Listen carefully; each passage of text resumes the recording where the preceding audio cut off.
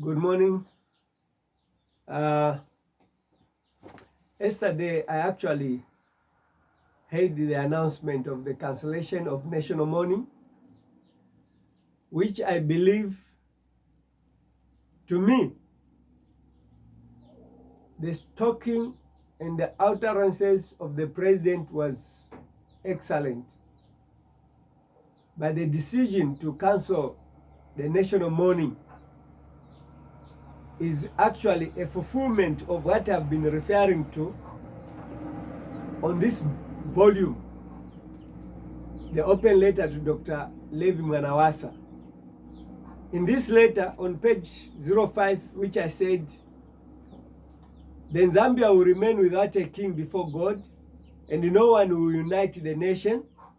No one will remain to guide the nation. No one will have respect in the eyes of the people of the world, and tribal wars shall never end. Only donor slavery in sight. My major concern to repeat this statement several times is when God says Zambia will remain without a king, it simply means that when kings fail to understand what God says, when kings fail to understand what God speaks, when kings start following the majority that speaks, the majority that favors the political will, the political wind, which the president eventually simply says, let's close down the national mourning. According to what I would think of a wise king or a wise president, you're supposed just to let the family do their wish. Closing the national mourning prematurely shows that the division is actually deepening. But if President Hakainde Hichilema simply says, okay, fine, you don't want me to preside over the funeral, it's fine, you can go ahead. You don't want me to come to the airport to receive the funeral, the remains of the late President Edgar Lungu, it's fine. And if that was said, by now we would have closed the chapter of Edgar Lungu, we would have been engaging without anything in our mind lingering as division. The major thing that I see in Zambia, our presidents, they have reached a point that they no longer fear that there's God in heaven. And all these political followers, Chiluba once said, power is sweet. And he knew what he meant. He says that's why Kaunda didn't want to come out of this office, because power is sweet. And the same thing also, when the time for him to leave office, he refused to leave office. He wanted the third term because he still wanted that sweetness. And when that sweetness enters into the head of the president, he becomes stubborn to God. Because the safes are full of different currencies. You are able to press and open with your finger and get whatever money you need. I'm simply saying Zambia is finally declared there is no king, because Hakainde Hichilema has failed to settle this matter amicably. There are just a few individuals, the Lungu family. Those President Hakainde was supposed just to call and speak to them on one-to-one and hear their cries.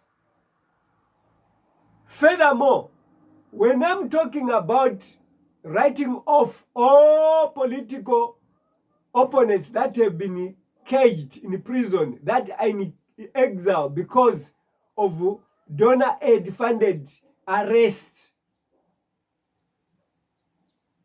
it is on record that EU gave money for fighting corruption with condition to see the results. And I don't expect that when one is funded to arrest people, those arrests to be done faithfully and out of love. We are receiving donor aid, which has continued to divide the country deep into hatred, deep into fighting unnecessary wars. Right now, Kabila in Congo is also faced with the same arrest, with the same allegation. Whenever an African leader does not do according to our colonial masters' directives, is always has to be found with a case to answer. This has continued to divide Zambia and Africa. Right now, as God has revealed to me to say there will be no king, in this letter which I wrote in 2007, Zambia will remain without a king. Zambia will remain without a president. So the last president of the seventh, the one that I saw in 1997 as the Open Palm government, which is UPND, is the last on the list of those presidents that have been earmarked to be used by Vatican. The restoration of PF, which I'm left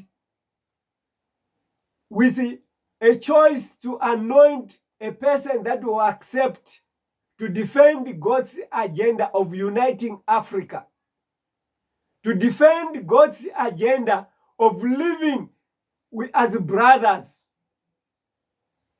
Presidents are given a lot of power, a lot of pride, a lot of authority, to a point that when I'm talking like this, the henchmen, they are shouting to say, hey, who are you? Can you talk to the president? Does the president have how many eyes? More than my 2 eyes? More than my 5 fingers? I want to tell you to say, when God gave us 10 fingers, he was actually referring to the 10 commandments. The 10 commandments in your heart, they are on your foot, your 10 toes. We cover them in the shoes. Those are the 10 commandments we cover in the heart. So each finger, it represents one of the 10 commandments. And the president has also 10 fingers. He has no more than 10 fingers. We stand equal before God. We stand equal before the 10 commandments. And when people, they don't understand why I'm speaking to President Hakainde Hichilema. President Hakainde Hichilema knows me. I've spoken to him thrice before he became president. In 2008, I spoke to President Hakainde. Actually, it's not me who called him in 2008. It's him who called him when he was consulting regarding the fulfilled prophecy of Lev Patrick Manawasa, the second Republican president, who in the third Republican president, who, when he became president, I actually wrote a letter. I have it on 10th March 2002, where I said, I saw you hitting your chair 3 times. That prophet Manawasa collapsed 3 times, and the one that he collapsed in Egypt was the 3rd one, and it was the last one. When I'm talking to say, Hakainde must humble himself before God, I'm not saying Hakainde must humble himself before me. I'm not bad. I'm living in a cave as Elijah lived because of declaring the will of God to this president. So, I want to say, the presidents of this world, they are deceived by multi-party democracy.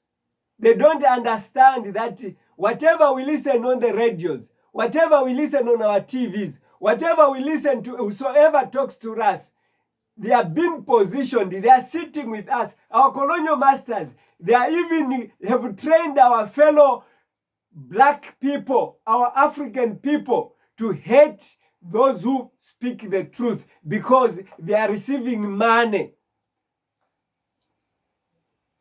They can even kill their own black person for telling the truth because they are sitting on money from donor countries without knowing to say they are growing up and they are going to die. They will leave their children, and they have 4 children in total slavery. Because this killing machine is actually killing each generation, all the wise people, killing each generation, all the wise people, until finally they'll come back and sit on those natural resources with your children and your grandchildren and grandchildren without control or say on this raw material. Where is the independence that you fought to? People that don't understand the God I'm talking about. Because the God that you are worshiping, who presides over churches, church mother bodies, church church the World Council of Churches, it is a colonial system of religion that hates the truth. Religion that is full of pretense. No, a Christian must not be a politician, but whilst on the other hand, you are saying state and the church must act as one.